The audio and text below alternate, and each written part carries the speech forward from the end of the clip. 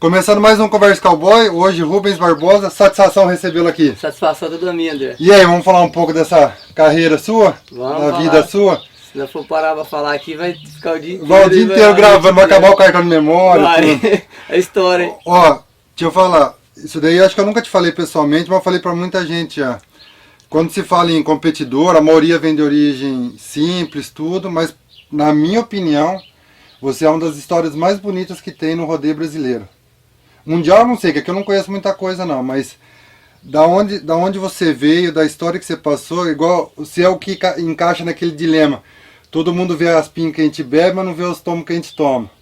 E pra mim eu acho sua história uma das histórias mais bonitas que tem. Eu nunca te falei isso pessoalmente, porque eu sei por fora tudo. E conta um pouquinho dessa história. Quando você foi ver energia elétrica em casa? Rapaz, olha, eu vou falar mais verdade. Eu fui ver energia elétrica acho que em 2005, cara. 2005. É. Eu sempre morei em sítio, fazenda, meus pais. Eu nasci em fazenda, né? No hospital fui pra nascer, nasci com parteira. E morei a vida inteira. E eu morava no interior de Goiás. Viemos pra Minas Gerais em 93, eu acho, 92.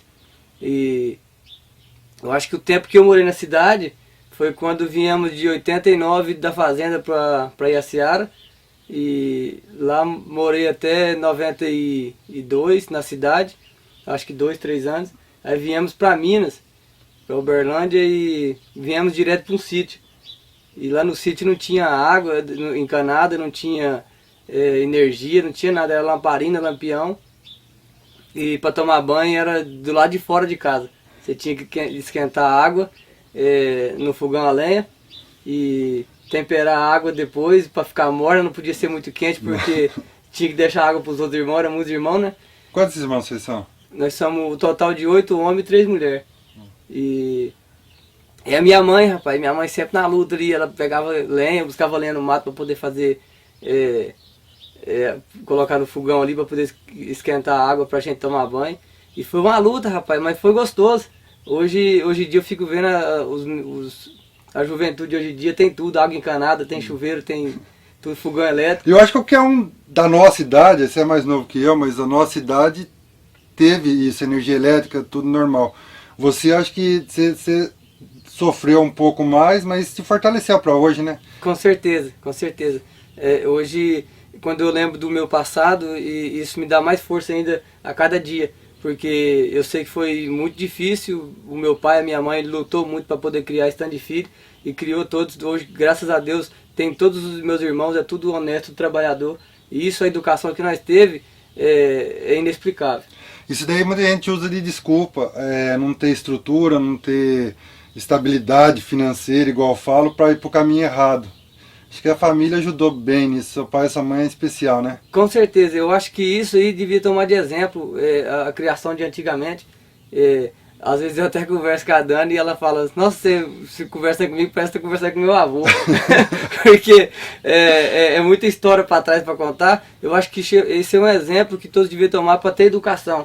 Porque muitas vezes, por passar por dificuldades, essas coisas, e as pessoas falam, não, eu vou virar bandido por causa dessa vida que eu estou levando, não é vida não. Eu acho que pelo contrário. Aí que você devia ter força e falar, a vida que é difícil tem que lutar para poder ficar cada vez melhor e pensar na honestidade. Eu falei que o homem era exemplo, estou falando. Antes de ser o Rubens Barbosa, Hulk of the Year, tudo isso que a gente vai falar, o Rubens foi engraxate, vendeu gelinho, o que mais que você fez? Conta pra mim. Na minha região chama geladinho, né? Geladinho. Eu comecei a trabalhar com 7 anos de idade, quando eu mudamos para a cidade, e eu levantava de madrugada, rapaz, e eu ficava pensando o que fazer, e fui nas padarias, eu levantava 5 horas, falava pra minha mãe, me acorda 5 horas da manhã que eu vou lá ver se eu vendo pão. E aí ela me acordava todo dia, 5 horas da manhã, eu consegui ir na padaria, conversei com o pessoal, tinha até um primo meu que trabalhava lá, que era considerado como primo nosso, que era criado dentro de casa lá com a gente, e ele era o padeiro lá. E aí ele conversou com o dono da padaria, arrumou pra me vender pão lá, e eu levantava 5 horas da manhã, era um molequinho, cara, saía no escuro de madrugada, ia lá, pegava um balaio de pão, e jogava nas costas e saía gritando na rua, ah, o pão! E o povo até brincava que quando olhava só via o balaio, Porque eu era pequeno, né? e aí eu saía, deixava os pão na padaria, depois das 8 da manhã, pegava o engraxate. Até então eu não tinha a caixa de engraxate ainda. E eu vendia coxinha, eu pegava as bacias de coxinha, saía vendendo nas rodoviárias, nos trens, na rua. E tinha tudo, para tudo tinha uma hora. Eu levantava de manhã cedo, vendia o pão, depois eu ia até meio-dia, 1 hora eu vendia a coxinha. E aí quando o tempo esquentava eu já largava vazia de coxinha, entregava, recebia minha comissão, ia pra sorveteria e pegava o carrinho de picolé. E aí eu ia trabalhar no carrinho de picolé, rapaz. Até foi quando eu arrumei uma escola para me estudar, e eu comecei a estudar, e eu levantava de manhã, vendia o pão. Aí depois do pão eu pegava a coxinha, ia até 11 horas da manhã vendendo as coxinhas, dava uma volta, pegava e ia pra escola às 11 horas, era das 11 às 3 a escola. E aí eu saía da escola e voltava e ia vender picolé de novo. E foi desse jeito, até que um dia eu tinha um primo meu lá, cara, e ele tinha uma caixa de engraxate, na época era cruzeiro. Eu fui pedir pra ele vender um engraxate, a caixa de engraxate pra mim, ele me vendeu por 15 cruzeiros a caixa de engraxate. E eu comecei a engraxar, logo meu pai foi na serraria, pegou uma madeira, fez um engraxate pra mim bonito, rapaz, uma caixa de engraxate. E eu comecei a trabalhar pra mim mesmo, só no engraxate mesmo, não comecei a fazer mais nada. Larguei, abandonei o pão, abandonei tudo, e fiquei só no engraxate mesmo. Eu ganhei dinheiro no engraxate na época, rapaz. Naquela época lá, tipo, cabeça vazia você não tinha, você era ocupado o dia inteiro. Quer dizer, sempre foi, mas naquela época lá, acho que isso daí foi um caminho para você não se envolver com coisa errada. Ah, sim, com certeza. O trabalho não tem coisa melhor, né, para uma criança. Não tem. Hoje, assim, as pessoas proíbem as crianças de trabalhar. Tá certo que hoje o mundo é totalmente diferente de quando eu era mais jovem. Então, hoje as pessoas não podem ver uma criança trabalhar, não pode pôr, porque ele leva para o conselho tutelar, essas coisas. Mas eu acho que o mundo antes era bem mais exemplar, porque as crianças já tinham um exemplo desde cedo de trabalhar. Então as pessoas pensavam no trabalho. Hoje, a criança hoje em dia só fica no telefone, na internet, então não tem muito o que tinha antes. Outra coisa que eu descobri desse cara aqui, ó, vamos ver se ele vai contar pra gente. O cara já foi jardineiro no Rio de Janeiro, de gente importante, é verdade essa história? É verdade, cara, é verdade. Eu conheci, quando mudamos para Uberlândia, eu conheci um cara lá que ele chamava Antônio Carlos Ferreira, ele até já faleceu já. Foi como um irmão para você? Foi como um pai para mim. Um pai, desculpa. Aquele cara para mim foi um exemplo de vida que eu tive. O cara me ensinou muita coisa. O cara me ensinou a dirigir, me ajudou a tirar a carta de habilitação. Aquele cara foi uma pessoa assim que... hoje eu queria que eu tivesse aqui para ver tudo que eu construí. Então ele me deu muito exemplo, muita lição. E aí um dia eu tava lá, rapaz, eu morava no sítio. E aí eu passando na rua da casa dele lá, eu parei, ele tava sentado, ele sempre ficava sentado na porta de casa ali, na casa dele. E eu parei e falei, ô Ferreira, você tá bom? E ele falou, ô, tá bom. E eu falei, ô, você não tem um serviço de jardineiro pra mim, não? Ele falou, tem, aí, você quer trabalhar? Eu falei, eu quero. Ele falou, não, pode vir amanhã cedo que nós vamos começar a trabalhar. E ele começou, rapaz, a fazer serviço com ele. E nisso eu já montava nos boi. E eu falei pra ele que eu montava e tal, e ele começou a me dar força, cara, pra me montar também. E comecei a trabalhar com ele. Passado um tempo, ele foi pro Rio de Janeiro fazer uma represa pro Ney Mato Grosso. Esse é o famoso que eu tava falando. No Rio de Janeiro, fazer uma represa pro Mato em 2003. Ele foi pro Rio de Janeiro fazer essa represa pro Ney Mato Grosso e falou pra mim, falou, eu quero que você vai. E aí a esposa dele, que é a Miriam, me chamou e falou, pra mim, se você for com ele, é bom que ele não vai sozinho. E vai ser uma melhor companhia. Eu fui com ele, ficamos 1 ano e 4 meses lá no Rio de Janeiro, na fazenda do Ney Mato Grosso. Fizemos uma represa grande, tiramos a água lá de cima da serra que vinha, encanalizamos tudo e colocamos nessa represa e fizemos um jardim com a cascata, ficou uma coisa mais linda. O homem era famoso, que era bonito essa casa dele, né? Era bonito. Eu dei uma pesquisada na internet lá, era bonita mesmo. Você chegou a conhecer ele ou não? Conhecia, direto ele ia lá. Inclusive teve o primeiro, na época que ele estava gravando um CD, eu fui um dos primeiros, eu e o Ferreira foi um dos primeiros a ouvir as músicas dele, tudo que ele falou para nós estava gravando. Ele ia lá, era muito gente boa, muito humilde, sabe, uma pessoa assim, muito educada. E para te falar a verdade, nós ficava na própria casa da sede, porque a mãe dele morava na fazenda, só que morava numa casa mais abaixo. E ele deu a casa dele pra gente morar lá. E morou eu e o Ferreira nessa casa dele, ficamos 1 ano e 4 meses lá trabalhando. Me conta outra história agora. Diz que quando você começou a montar, você foi, não sei se é verdade essa história, você foi para para um evento, foi bem, mas seu pai não queria muito que você montasse. Aí quando você voltou, disse que teve um sorteio, uma votação na sua casa para... É verdade isso aí? Para ver se você podia continuar ou não? Eu comecei a trabalhar depois que aí o Ferreira ficou um pouco sem serviço lá, que ele estava mexendo com outras coisas de outro serviço que ele tinha pegado uma outra faculdade para fazer lá de jardim. E aí eu comecei a trabalhar de servente, de pedreiro. Eu trabalhava de servente. E aí, só que minha cabeça, rapaz, era só boi. Eu só pensava em boi, cara. E um dia eu arrumei um evento pra mim, um rodeio pra ir em Serra do Salitre. E eu cheguei... O meu pai não queria que eu montasse. Hoje eu vejo, eu não tiro a razão dele de maneira alguma. O que ele queria pra mim era o melhor. Eu acho que todo pai quer o melhor pro filho, toda mãe quer o melhor pro filho.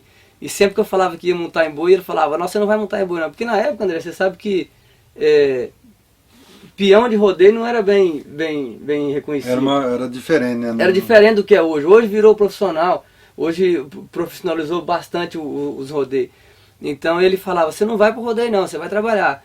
E aí teve um dia eu cheguei e falei pra ele, pai, eu arrumei um rodeio pra mim lá na Serra do Salitre. E deixa eu ir. Eu já tinha, cara, já tinha quase mais de 18 anos já, velho. E ele falou pra mim, não, você não vai. Você não vai pro rodeio não. Eu falei, não pai, deixa eu ir. Ele falou, não vai rapaz, você vai trabalhar, tem o seu serviço pra fazer, você tem que trabalhar. Eu falei, deixa eu ir, se eu não virar nada nesse rodeio, eu pego e largo de montar e vou trabalhar. Ele falou, já falei que você não vai pro rodeio. Eu falei, vamos fazer uma votação aqui dentro de casa então. Se eu ganhar, eu vou. Agora, se eu não ganhar, eu fico, não tem problema. Aí ele falou, tá bom, pode fazer a votação, vamos ver se você vai ganhar ou não. O tanto de irmão que tinha? Então, só que eu tinha uns irmãos que queriam que eu trabalhasse também, entendeu? Aí eu lembro até hoje, um dos meus irmãos votou contra, eu tinha uma sobrinha pequenininha assim, ela votou porque era filha do meu irmão que não queria que eu fosse mesmo, que queria que eu fosse trabalhar, porque eu sabia que ele queria, os irmãos mais velhos sempre queriam o bem pros irmãos mais novos, né? E aí eu ganhei, cara, na votação, eu ganhei e fui. Só que aí o interessante é que eu cheguei naquele rodeio, eu ganhei terceiro. E aí eu falei, eu não vou voltar pra casa. Eu peguei o telefone, liguei em casa, falei que não ia voltar. E fui pra outro evento, outro rodeio, cheguei em outro rodeio, eu entrei e ganhei segundo. Daquele rodeio eu voltei, eu fiquei um mês fora de casa. Porque sabia se eu voltasse em casa, eu não ia voltar do outro rodeio tão logo. Então, mas graças a Deus foi bom. Eu acho que aquilo, o que ele fez de segurar eu, me deu mais força pra mim poder virar o profissional que eu sou hoje. Então eu agradeço muito meu pai pelo que ele fez, de ter proibido eu no começo, porque hoje eu vejo muitos meninos aí têm muita oportunidade, André, tem apoio do pai, apoio da mãe, mas não dá valor. Com certeza. E que história que é essa? Você ia treinar pegava carona com o motorista aí, e o motorista disse que tomavam... Nossa, cara. Eu e meu irmão fomos pra Nova Ponte, cara, treinar, porque quando eu comecei a montar, na minha região lá era meio difícil para treino. Tinha o Leonardo lá, o blindado que tinha os boi lá. Só que teve uma época que ele parou de fazer boi. Ele fazia boi e vendia pro Brasil inteiro, vendia pro Goiás ali, para São Paulo. E eu fiz a minha carreira praticamente lá nessa arena dele. E eu comecei a montar lá. E até depois de profissional já, eu voltava a treinar de novo lá. E aí ele deu uma parada com os boi e não tinha lugar para treinar. E eu fiz amizade com umas pessoas lá em Nova Ponte, e eles tinham os boi lá, sabe? E eu ligava pra eles e eles falavam, não, se você quiser vir montar nos bois, pode vir. Não tinha carro, não tinha muito dinheiro pra poder pegar ônibus, e foi eu e meu irmão até monta em boi hoje, eu acho que você até conhece ele, o Antônio Carlos. E eu falei, eu abri dele, Toninho, eu chamei de Toninho, ô Toninho, vamos embora lá na Nova Ponte montar nesses boi lá? Vamos embora. E sempre foi de pronto. Entramos no coletivo, pegamos o coletivo até no trevo. Chegamos no trevo lá, rapaz, ficamos esperando carona. Aí eu lembro que entre Nova Ponte e Uberlândia tem uma cidadezinha que chama Tapuirama. Aí pegamos uma carona no caminhão de boiadeiro, entramos dentro da gaiola, fomos até Tapuirama. Aí chegamos em Tapuirama, ficamos, cara, era mais ou menos umas 4 horas da tarde. E nós chegamos cedo no trevo pra pegar carona. Aí chegamos no trevo de Tapuirama, ficamos, cara, já tava escurecendo já. Acho que Deus mandou um cara bêbado lá mesmo, porque nós não podíamos ficar, nós ia dormir aonde? Não tinha lugar nem pra dormir, cara. E aí veio esse cara lá, tava bem no trevo, assim, perto do par. E esse cara parou, nós gritou, ele falou, você não dá carona pra Nova Ponte? Ele falou, entra aí, era um ônibus de rural. e entramos nesse ônibus, cara. Moça, aquele cara tava bêbado. Nossa. E aquele ônibus tinha as rodovias lá na época, tava muito cheio de buraco. Aquele cara ia no acostamento, voltava pro outro lado, e eu só olhava pra cadeira, ele olhava pra mim e veio com medo assim. Tipo assim, né? Nossa, não vai morrer, Deus que nós não passa. Rapaz, foi muito assim, engraçado. Agradeceu daquele ônibus que nós colocamos o pé no chão. Eu falei pra ele, nós tá sábado ainda, estamos bem. Foi em Catalão que você foi campeão e seu irmão foi montar, ele machucou antes, ele caiu de cara no barro, se eu não me engano.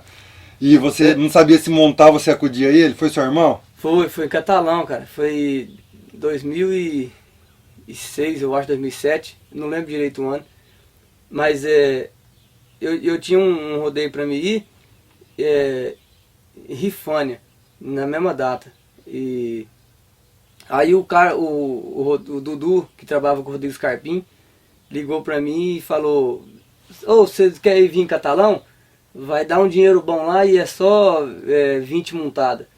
E eu falei, não, eu vou ir, mas eu já tava fazendo um nome já, né? Eu falei, eu vou, mas se você me der 5 convites. E aí ele falou, não, eu te dou 5 convites pra você vir aqui. Aí eu arrumei os meninos lá que não tava lá e levei meu irmão junto comigo. E meu irmão foi, rapaz. Aí chegou lá o primeiro dia, nunca vi um rapazinho dar mão ruim pra pegar boi daquele jeito, não, André. Aí ele chegou lá no primeiro dia, era boi do Paulo Emílio e do Júlio Alfredo, lá de Catalão mesmo, um tropeiro de lá. Aí, cara, o primeiro dia ele já pegou o boi mais pulador que esse Júlio Alfredo tinha, chamava Skank. Ele pegou esse boi, já caiu, rapaz. Aí no outro dia ele foi e pegou um outro boi do Paulo Emílio que chamava Combatente. Um boizão grande, rapaz, já derrubou ele também. Depois no outro dia ele foi no Bangkok. Era... Tudo... Não, era só o boi do Paulo Emílio, só os boi duros. E aí, isso era 5 dias de rodeio, cara. E aí quando foi no sábado, ele montou no manequim do Paulo Emílio, o boi veio rodar, ele tava fazendo uma montada, cara, a mão dele escapou da corda, e ele tomou uma cabeçada no ar, sabe, do peito, e ele veio que bateu no chão, cara, eu tava em cima do boi salvando minha corda, porque depois dele já era eu tava salvando minha corda, quando ele caiu no chão, que ele levantou com as mãos pra cima pedindo socorro, eu não aguentei, eu já larguei aquela corda minha com o boi, já pulei dentro da arena, sabe? E aí eu falei pra ele, vai pro hospital que eu já tô indo atrás. Aí do jeito que eu tava dentro da arena, eu pulei em cima do meu boi, montei e tirei a maior da noite nesse dia. E fui, já pulei daquele boi, peguei minhas coisas, arrumei, coloquei no carro e fui pro hospital, cara. Aí chegou no hospital, os caras queriam cortar ele, falou que ia fazer cirurgia, que tinha estourado por dentro e tal. Eu não deixei, eu peguei ele, coloquei no carro e levei pro Uberlândia. Se não tem minha responsabilidade lá, levei pro Uberlândia lá. Chegou lá, ela só tinha trincado 3 costelas. Mas graças a Deus não deu nada. Graças a Deus, tá bom. Vamos ver umas fotos aqui. Aí eu queria que você comentasse essas fotos. Tem uma pasta com o seu nome aqui já. Pronto. Vamos falando que daí o pessoal vai estar acompanhando as fotos ali. Conta quem que é essa primeira foto. Rapaz, é meu pai, minha mãe, eu e minha irmã, rapaz. Essa é minha irmã mais velha. Esse é o pai que segurou você até o último segundo. Esse aí é o guerreiro, cara. Esse cara aí foi um guerreiro. Criar o tanto de filho que criou e, sabe, com a educação que ele deu. Nossa, que saudade que eu tô dele. E aqui já tá mais completa a família. Tá, aqui é meu irmão mais novo, o Giovanni.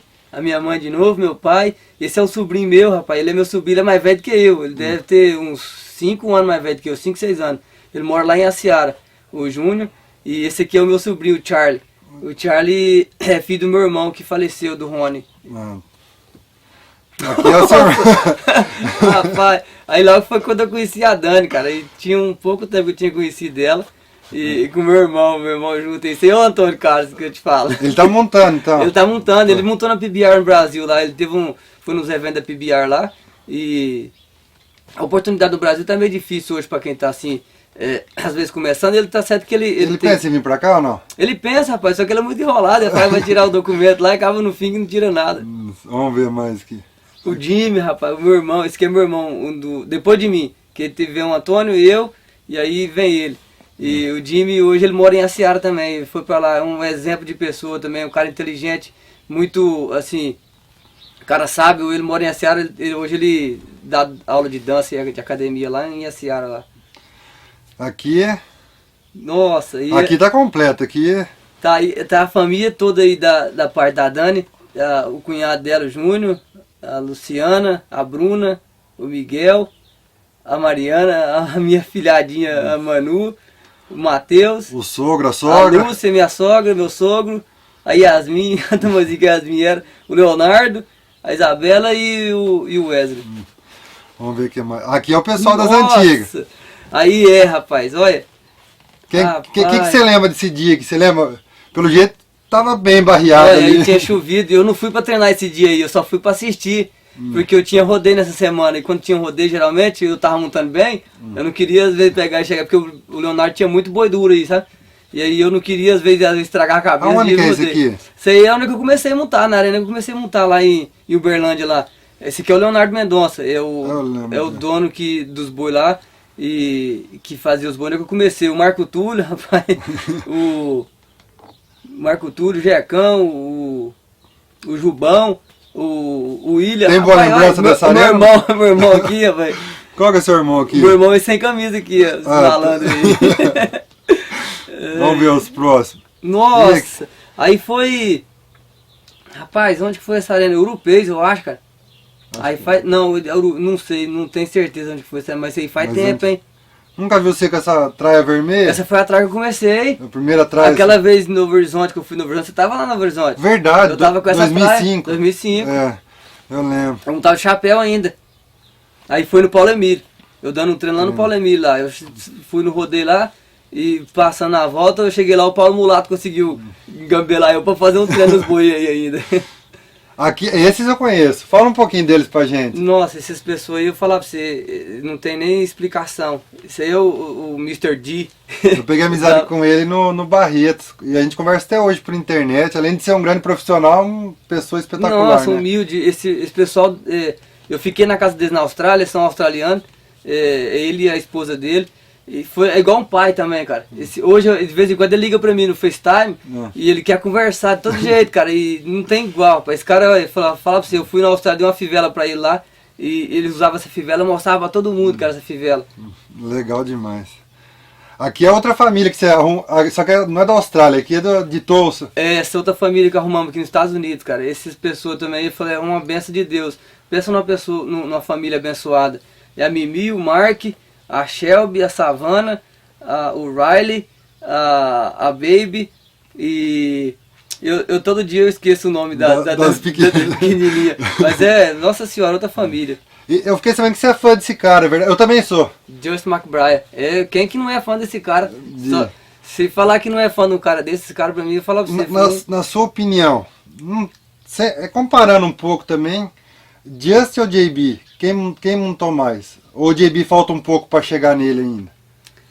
Rapaz, eu tenho essa dúvida, na minha cabeça eu fico meio a meio pra te falar. Eu sou fã dos dois, né? Dos dois, os dois. Eu sou fã dos dois, assim, eu acho que os dois foram um grande profissional, não só dentro da arena como fora da arena, umas pessoas que têm uma educação que não tem nem o que falar. O Justin, sempre que eu encontro com ele, ele tá sempre conversando comigo, sempre falando o que eu tô fazendo de errado no boi. Isso pra mim é muito importante, entendeu? E eu posso... Foi ele que lançou o Bispes Barbosa PBR? Foi, Big Bicep Barbosa, ele foi ele. Legal demais. Aqui já é os companheiros do Brasil, né, Jaga? O Wes Lourenço é nosso companheiro aqui nos Estados Unidos e lá no Brasil, né? O Heré tá aqui de volta. O Dimilson é meu parceiro de viagem lá no Brasil também. Diz que vem pra cá, mas não sei quando. Não, ele enrola. Logo tem um recado dele aqui pra você, logo. Ok. Deixa eu te falar, esse aqui foi o primeiro cara que você ficou na casa dele quando você chegou aqui, é verdade? Ajudou vocês demais? Nossa senhora, o Valdirão pra mim foi um pai aqui nos Estados Unidos. Hoje eu não posso falar que ele é pai porque vai achar que ele tá velho, né? Porque... Não, mas ele tá um pouquinho, mas ele tá duro. O velho tá duro. Tá, eu vou tocar com a fome de boi aí. Esse cara também é um exemplo que eu tenho, assim, aqui nos Estados Unidos, que quando eu vim pra cá, ele sempre me conhecia, ele abriu as portas da casa dele pra mim e pra minha família. Eu fiquei 3 meses na casa dele quando eu vim pra cá. E eu lembro que ele estava liderando o Campeonato Mundial na época de 2011 e mesmo sem me conhecer, me chamou e eu vim para casa dele e me ofereceu a casa, eu fiquei e me tratou. Não teve um dia que eu levantava que esse cara tava de cara ruim comigo, sempre sorrindo para mim, sempre me tratando bem. Eu penso assim, respeito era respeito, né? Com certeza. Você respeita ele demais, ele te respeitava sempre foi assim. Eu né? sempre dou respeito para ser respeitado, entendeu? E esse cara, eu vou falar para você, pode passar o tempo que for, eu nunca vou esquecer o que ele e a família dele fez para mim. Esse negão aí é nota 10. Aqui já é uma só de viagem no Brasil? É, o Edmilson e o Fabílio Otero. O Fabílio Otero também sumiu, rapaz, não fala mais comigo. O cara Ele vai assistir, ele vai comentar e vai voltar a falar, né? Esse cara foi um dos parceiros meus lá no Brasil. Eu só não gostava que ele chegava no quarto de hotel, ele não deixava ninguém dormir de tarde.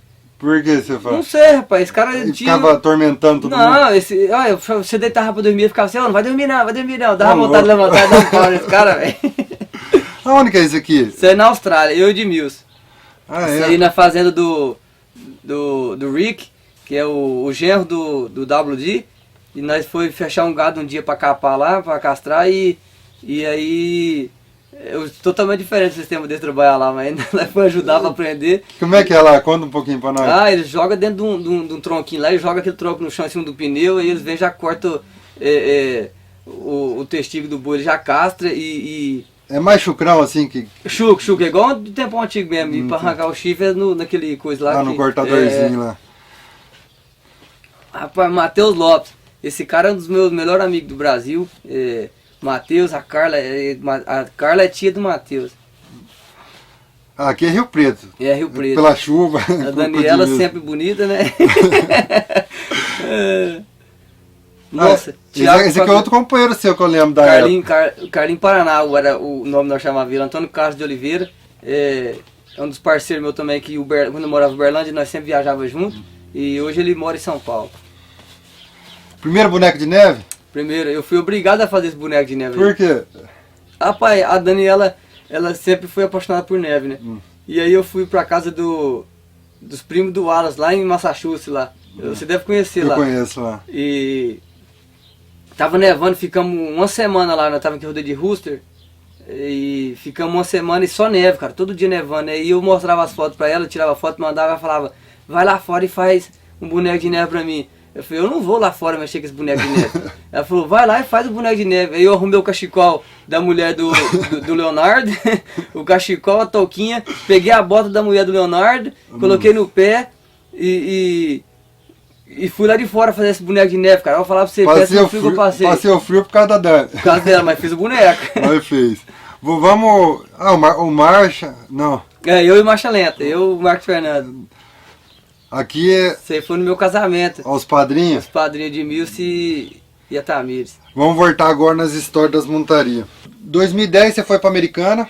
Você montou a primeira semana, foi campeão na primeira semana. Com esse título você se classificou para montar na disputa entre Estados Unidos e Brasil. E no sábado aconteceu um acidente com você que eu penso que foi o pior da sua carreira. Conta um pouco disso pra gente. Primeiro, como é que foi ganhar a primeira semana, depois... Eu tinha um sonho de ir Americana e eu sempre falava que eu só ia em Americana quando fosse poder montar. E nunca tinha oportunidade de ir lá porque não tinha muito nome, muito conhecimento.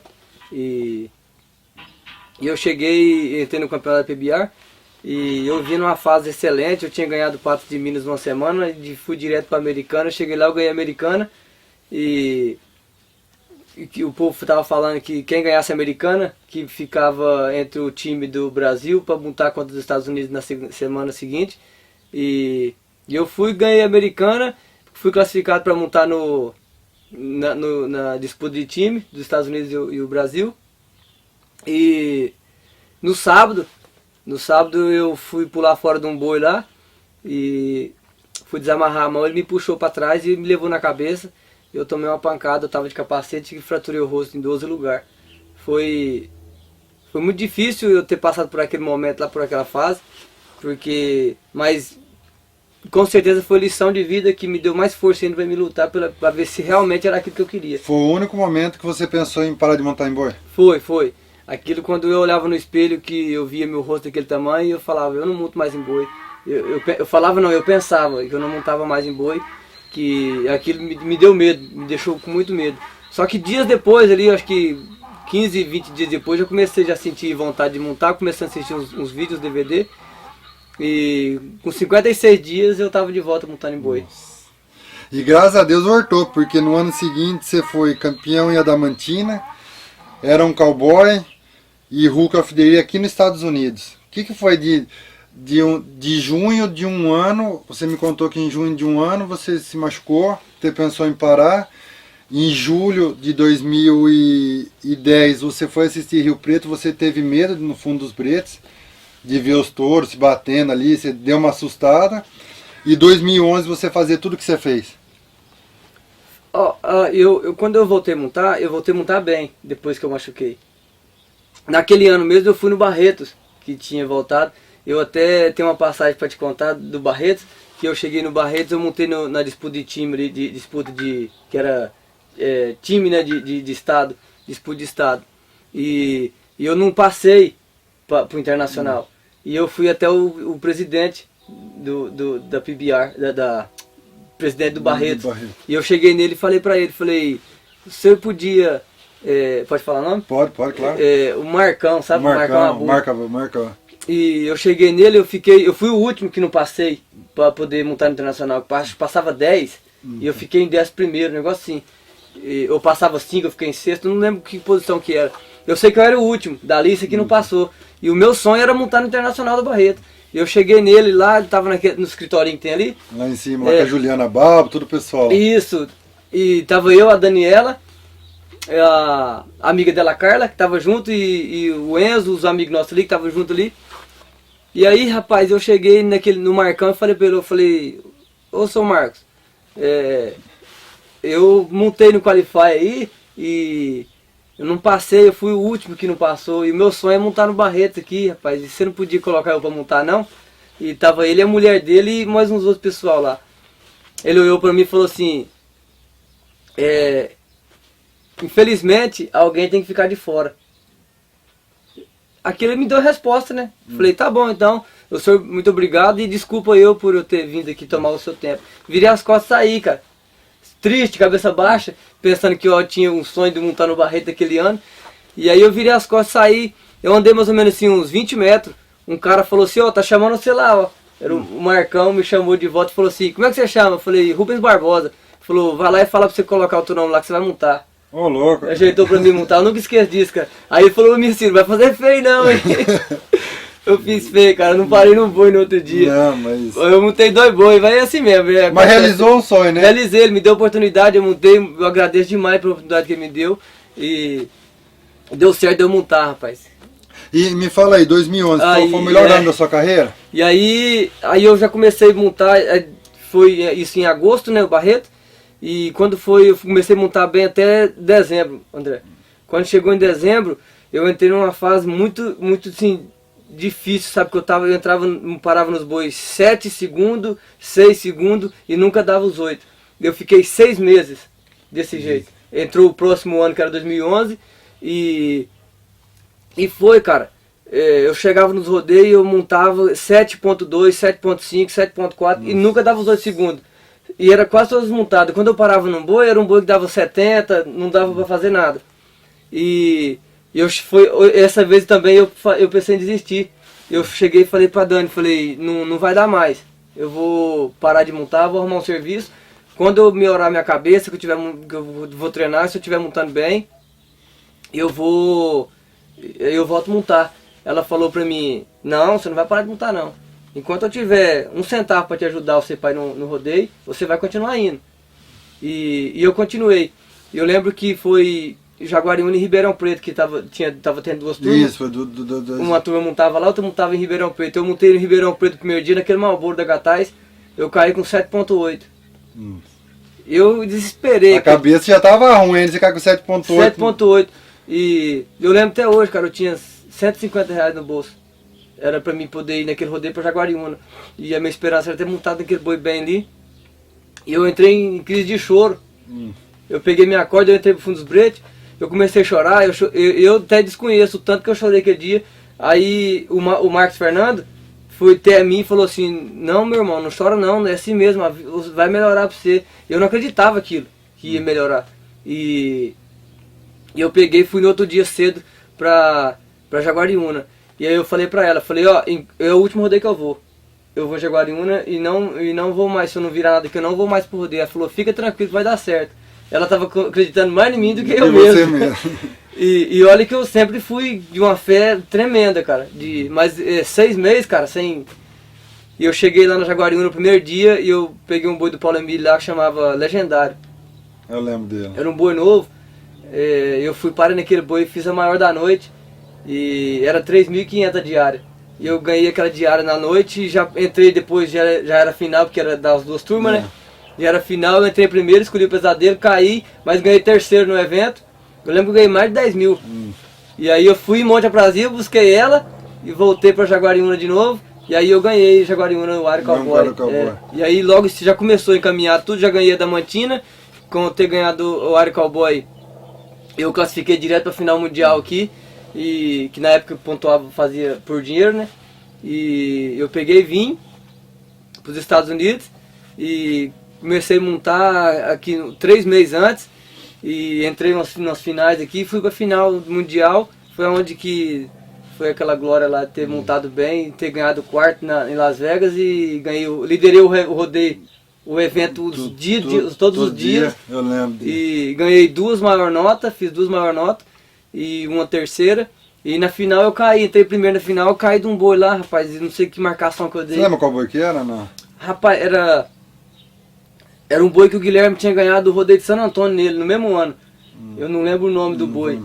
Mas falando de boi, o Pesadelo é seu boi preferido no Brasil? Ah, é, né? O Pesadelo é um boi que eu mais ganhei dinheiro no Brasil lá, foi nele. Montei ele 3 vezes. Das 3 vezes que eu montei, ele me derrubou uma, parei 2 e me deu a maior nota até hoje no Brasil, 93, 75. E em Adamantina. E Adamantina. E 93 e alguma coisa lá em Jaguariúna, não lembro direito. Mas é o boi que mais me deu dinheiro pelo tanto de vezes que eu montei no Brasil. Aí você vê, daí 2011 você foi Hulk aqui e já estabilizou aqui nos Estados Unidos. Aí você montando aqui sempre foi bem tudo.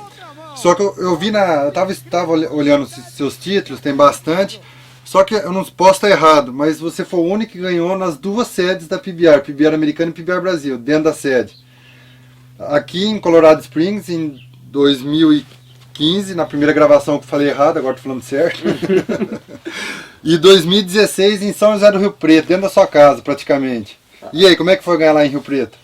Ah, foi gostoso, cara. A torcida estava pronta. Nossa, já é lá. Uma energia. Eu sempre montei em Rio Preto, desde quando eu entrei na PBR, que era PBR lá, eu montava em Rio Preto.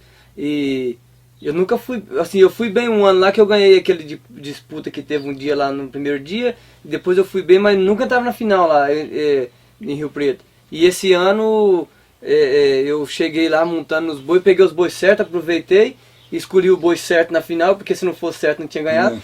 E montei no cadeado. Era um boi que tava derrubando muita gente pra trás. Esse cadeado é aquele que tinha vindo da IBBI. Que eu acho que é filho de outro boi, chama cadeado também. Esse, né? E tava derrubando muita gente pra trás aí, só que tipo, era esquerdeiro, tava montando ele. E pulava na minha mão, disse que era ruim de brete. Quando eles falaram, não, esse boi é ruim de brete e tal. Eu pensei comigo, né? Falei, se vocês estão achando que esses boi é ruim de brete, vocês não conhecem os Estados Unidos, não. Aí eu montei naquele boi, deu a chance de soltar ele na primeira chance que eu tive, eu soltei. E graças a Deus eu ganhei lá. E é um prazer muito grande saber que eu fui campeão praticamente dentro de casa, que é do lado de onde que eu moro ali, que é em Monte Aprazível. Quando eu vou pro Brasil eu fico. E aquele calor humano, calor das pessoas ali que tá sempre torcendo, aquela torcida verdadeira pra gente. E Colorado Spring, foi o primeiro ano que eu fui em Colorado Spring também, e eu fui lá e ganhei. Me fala uma coisa, o Hulk of the Year é o título principal na sua carreira, que a pessoa só tem uma chance de ganhar, e você ganhou aqui nos Estados Unidos esse título. No Brasil você beirou, você machucou, só não ganhou porque você machucou, senão teria ganhado, eu imagino, na minha cabeça. Eu esperava que ganhava, porque eu tava liderando o Hulk na época também no Brasil. E tava meio despontado, pelo que eu lembro. Por causa que na época era por dinheiro ainda, né? Então assim, eu tava liderando o campeonato na época, eu machuquei, Patos de Minas, e liderando o Hulk of the Year. Então eu machuquei, fiquei 5 meses parado e quando voltei na final mundial já não tinha mais chance na final nacional que era da PBR no Brasil, que era em Paulínia. E eu não tinha mais chance, porque eu fiz a final, aquele... Foi o ano que o Tico ganhou, né? O Thiago Pagliotto. Foi aquele ano. Pra você ter uma base, eu tava tão bem no campeonato que eu consegui fazer a final mundial, a final nacional de novo. Mesmo machucado quase o ano inteiro. Fiquei o ano inteiro machucado. Só que eu não ganhei o Hulk, mas deu certo. Tirando o Hulk, que é seu principal título, qual evento você mais... Você ganhou vários, mas desses eventos, qual que você você mais se emocionou ou foi mais gratificante para você? Rio Preto, enroscou agora, ajuda aí. Colorado Springs. Colorado Springs, ou o ano passado em Chicago? Qual dos três você... Ou não dá para falar qual que é o melhor? Eu acho que os três foi muito importante para mim. O Chicago foi um evento muito importante, só que eu tava sentindo tanta dor naquele dia, porque eu caí de joelho lá no chão, naquele chão duro, que aqui o chão quase não é duro, né? E o povo reclama lá no Brasil. Assim, eu tava assim com tanta confiança que eu ia ganhar aquele rodeio, que eu ganhei, mas a ficha só foi cair depois que tinha passado já, sabe? Eu fiquei até aéreo, meio sem saber. Eu acho que tanta dor que eu tava sentindo que eu bati de joelho no chão, caí de joelho no chão. Mas eu acho que Rio Preto foi um dos mais emocionantes pra mim, sabe? Eu sabia que eu tinha ganhado de São José do Rio Preto. E Colorado Springs, porque Colorado Springs foi o primeiro Bill Fortuff que eu ganhei, né? Deixa marcar, né? E dentro da sede da PBR, né? Que tá todo o escritório tá lá dentro, tá todo mundo, as pessoas mais importantes. E como a gente tava falando, tem uns companheiros seus que mandou uns vídeos aqui. Vamos assistir? Vamos ver. Vamos ver, assiste primeiro, depois a gente comenta ele. Fala, meu amigo Bill, como é que tá por aí? Cara, eu quero saber de duas histórias, porque tem várias, né? Mas tem uma de um local que nós ficamos um ano no rodeio lá de Capinópolis, uma história bem macabra. Nós tivemos que sair correndo de lá à noite porque disse que tinha assombração lá, tinha fantasma que saía carregando as barracas lá. E a outra foi em Joviânia, não me lembro o ano, acho que 2007, se eu não me engano, que o povo não queria deixar nós entrar para montar à noite. Você queria passar por cima de segurança no portão e foi virando uma briga, que os caras seguiram nós até no fundo dos bretes, não queria deixar nós montar. Que aí foi preciso do Rodrigo Scarpim ir lá e resolver a situação. Mas ainda bem que tiveram que resolver, né? Que pensa num baixinho bravo que queria aprontar com os outros. Queria bater em segurança, passar com um caminhonete por cima. E dentre outras coisas que a gente tem vivido junto nesses anos tudo aí para trás. Deus te abençoe e um abraço para todo mundo. Tchau, obrigado. E aí, e essas histórias aí? Chegamos no rodeio em Capinópolis lá. Pô, mas o cara tá barbudo, viu? Tá. É pra disfarçar a idade, será? Então, cara, que barba grande, né, pai? É pra disfarçar, diz que virou cabeleireiro agora também, Virou, né? Tem uma barbearia lá. O Carlinhos, nós viajamos muito e quando eu entrei na PBR, ele entrou junto também na PBR, no mesmo evento que... Quando eu comecei a montar, ele começou a montar também. E aí, quando eu entrei na PBR, ele entrou na PBR também, e nós viajamos junto, inclusive nós estávamos indo para Campo Grande primeiro ano, a caminhonete quebrou em Rio Preto, nós teve que chamar um guincho, foi um trem esquisito. Mas, enfim, da história que tá contando aí, cara, de Capinópolis, nós chegamos lá nesse rodeio de Capinópolis, lá o povo falou que deram um lugar para nós ficar lá, e disse que era assombrado lá, sabe, e aí de noite disse que a luz apagou, apagou mesmo a luz e tal. Mas o medo faz muita coisa, né? Você não correu não, você dormiu? O jeito que eu deitei, eu dormi, acordei só no dia. Mas você não viu ele, que os bichos acho que correu, né, de medo, né? O povo disse que tinha assombração lá mesmo, mas eu vou falar pra você, se tinha eu não vi não, viu? Mas acredita numa coisa maior aí, não pega isso não, Quem né? acredita em Deus não vê assombração, né, André? Eu acho que certo. Quando o Espírito Santo tá revestido ali, o ser ali, não tem, pode vir assombração que fogo, só olha e vaza, sai. E a segurança barrando vocês pra entrar? As estrelas do evento, segurança barrando. Então, cara, eu não sei, chegamos nesse rodeio de Joviane aí, rapaz, um ano e o segurança, eu acho que é por causa do tamanho, né? sempre foi assim, sempre que eu chegava os caras olhavam e falavam assim, não deve ser peão não. E no Brasil é difícil, porque o segurança não respeita muito a gente. E peão, eu acho que assim, a gente tinha que ser mais valorizado, sabe, André? Lá no Brasil. E peão já não é muito bem visto. E nós somos artistas. Com certeza. E então, eu cheguei na portaria para entrar, e eles falaram que não ia entrar. Eu passei a caminhonete e fui, eles foram andando atrás. Cheguei no fundo dos bredos lá, eu parei. E aí veio o Rodrigo Scarpim e falou, não, eles é peão, eles vão ficar aqui. E lembrar que não são todos segurança, são alguns, né? São... Tem até uns que já conhecem vocês, tudo. Porque quando tem as pessoas instruídas a trabalhar naquele lugar, as pessoas com certeza não vai dar trabalho. Mas quando as pessoas têm muita segurança que é colocada ali, eles acham que eles é a autoridade maior, então eles querem passar por cima até da própria regra. E eles esquecem, né? Alguns, né? Não estão generalizando, mas eles esquecem esses caras aqui, ó. Eu não tenho emprego, segurança não tem emprego, um monte de gente não tem emprego, né? É verdade. O rodeio, nós somos a estrela maior. Porque sem peão não vai ter rodeio. Exatamente. Pode até ter uma torada, alguém entrar lá pra poder fazer, mas rodeio não vai ter. Ô, e essa história aqui, ó? Boa tarde, meus amigos. Aqui quem tá falando é o Wes Lourenço. Tô aqui pra falar do meu grande amigo, Rubens Barbosa, um companheiro de longas datas aí. Rapaz, vou falar pra vocês, esses Estados Unidos não é fácil não. Logo quando nós chegou aqui, rapaz, nós chegou primeiro que é o Rubinho um pouquinho, e o Rubinho chegou uns meses depois. E esse Rubinho tava com um dicionário na mão, rapaz, com um livrinho de inglês assim, e ele ficava olhando palavrinha por palavrinha, rapaz, né, que trem me dava uma raiva, eu já não sabia falar nada, e ele com esse livrinho querendo saber alguma coisa. E tá, nós foi pra um rodeio aí chegamos no aeroporto e eu falei assim, ô Rubinho, vamos pedir um lanche, bora. Ele falou, quero um com ovo, eu falei, eu também. Aí foi, pediu, né, eu sei que ele olhou no livrinho, conseguiu achar ovo lá, que era egg. Aí eu peguei e falei, Rubinho, esse lanche tá muito bonito, rapaz. Uma vez eu pedi um lanche aqui e esse lanche veio doce, rapaz. Você tem que ver se esse trem é doce ou é de sal. E ele falou, rapaz, será que é mesmo? Eu falei, vê isso daí certinho. Aí pegou e chamou a mulher de novo e falou e a mulher não entendia nada.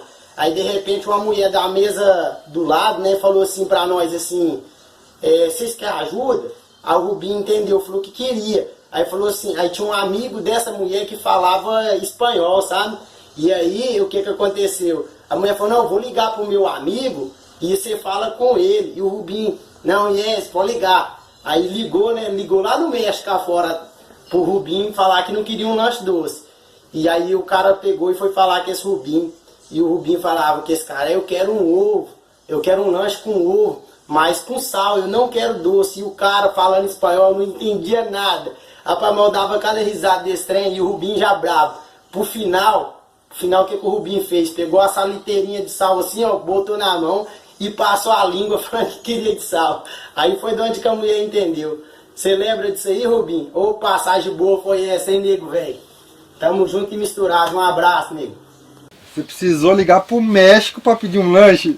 É mentira. Ele aprontou com vocês, cara, não é possível. É mentira do Heré, pai. Assim, aconteceu o fato, sabe, André? Mas não desse jeito de ligar no México. A mulher deve ter ligado pra alguém lá em algum lugar lá que tinha o telefone do cara que falava espanhol. Que aqui nos Estados Unidos tem muita gente que, a maioria, que fala espanhol. E eu cheguei do Brasil, cara, e aí fomos pra Billings, e foi eu e ele. Eu já não sabia falar nada de inglês, e ele pior ainda. Mas desconta nele, depois nós vamos gravar com ele, você vai descontar. Mas eu sei de uma história aí de que você tinha comentado comigo aí, que ele não queria ir no McDonald's, que queria ir no McDonald's, queria ir em outro lugar. Qual outro lugar que ele não queria? Como é que foi essa história aí? Rapaz, nós saímos de um evento lá e ele falou que o Paulo Crime falou que ia comer no McDonald's, e falou que todo mundo aceitou. Aí chegando no McDonald's, o Paulo falou assim, para nós andar mais rápido, vamos passar no drive-thru. Aí ele lá atrás do carro falou assim, não, no drive-thru eu não quero comer no McDonald's. Aí, Heré, vai ter desconto depois que for sua vez.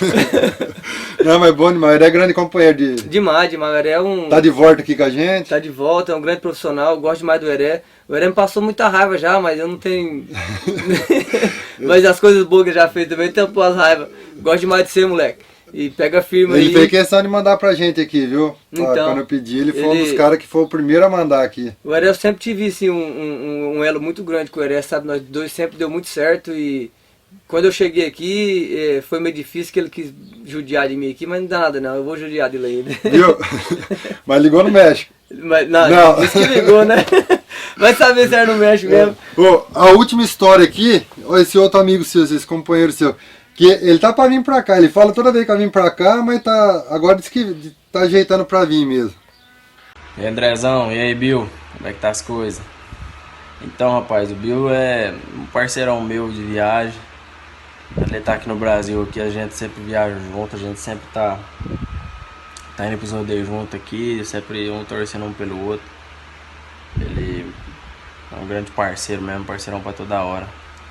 Pergunta pra ele aí, Andrezão, se ele tá com saudade da comida da mãe dele. Acho que da última vez que ele tava aqui no Brasil, a gente passou lá nos pais dele lá e a gente comeu uma comida lá, rapaz, um frango caipira. Que a gente ficou falando daquela comida uma semana. Eu tô com saudade, imagina ele. Um grande abraço, meus amigos aí, tudo de bom, Deus abençoe vocês e fica com Deus. Um abraço.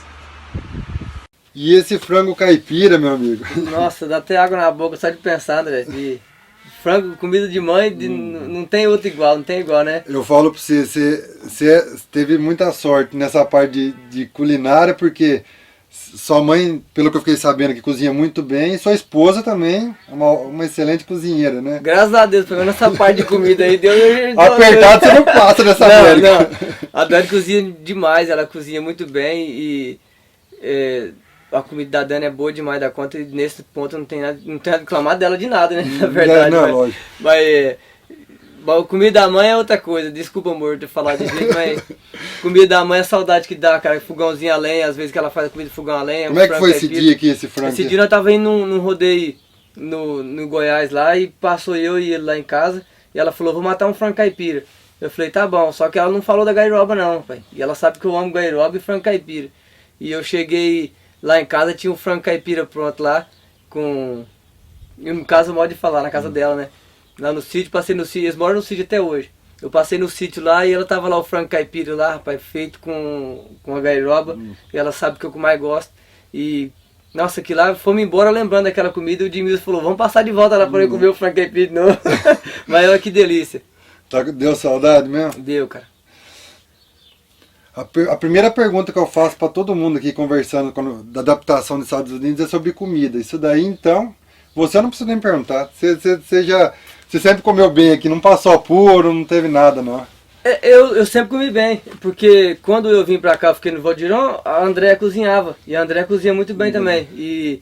Então eu sempre comia comida brasileira. Você gosta de lanche, essas coisas ou não? Não gosto. Arroz, feijão? Eu como, mas lanche não é o meu forte, né? Eu prefiro comer um macarrão, vou no italiano comer um macarrão, alguma coisa, mas lanche não é comigo não. Pelo contrário, a Daniela, se deixar, ela come lanche todo dia, mas eu não. Ô, louco, ela cozinha bem desse jeito e gosta de lanche. Mas quem cozinha enjoa da comida, da própria comida, né? Eu, de vez em quando, eu cozinhava também. Agora eu não cozinho mais, falar nisso deixa de desejar isso daí, mas eu preciso fazer mais comida em casa, porque eu aprendi a cozinhar bem também, sabe? Também com a mãe boa da cozinha. A esposa...